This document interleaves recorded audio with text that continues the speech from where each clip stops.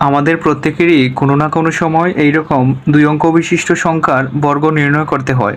তো আমি দেখাবো আজকে ক্যালকুলেটর ছাড়া কিভাবে এই সংখ্যাগুলোর বর্গ নির্ণয় করা যায়। তো এই জন্য আমাদের প্রথমে যে কাজটি করতে হবে, এইভাবে তিনটি দাগ দিয়ে দিব আমরা। তিনটি দাগ দেওয়ার পর এখানে বের করব রেজাল্টটি। তো তিনটি দাগ দেওয়ার পর প্রথম যে দাগটি রয়েছে এটির নিচে আমরা প্রথম যে সংখ্যাটি আছে এখানে হচ্ছে 1, তো 1 এর স্কোয়ার দিব, 1 স্কোয়ার।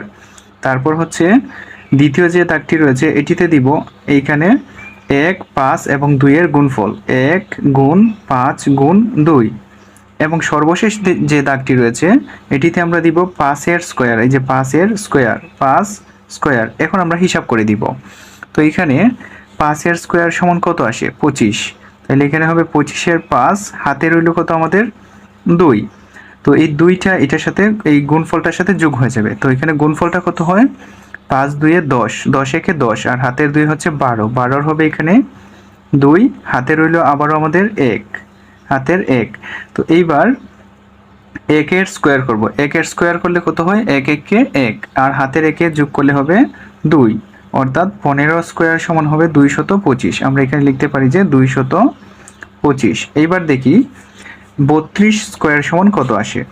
32 স্কোয়ারটাকে আমরা ঠিক একইভাবে তিনটি দাগ দিয়ে দিব। আচ্ছা, এটি কেটে দেই। তো এখানে 32 স্কোয়ারের যে প্রথম অঙ্কটি আছে 3, এইখানে দিব 3 এর স্কোয়ার, তারপর এইখানে দিব 2 এর স্কোয়ার, এই যে 2 নম্বর অঙ্কটি, এই যে 2 এর স্কোয়ার। তারপর এখানে 1 2 3টি সংখ্যা রয়েছে, সবগুলো গুণ করে এখানে লিখে দিব 3 গুণ 2 গুণ হবে 2।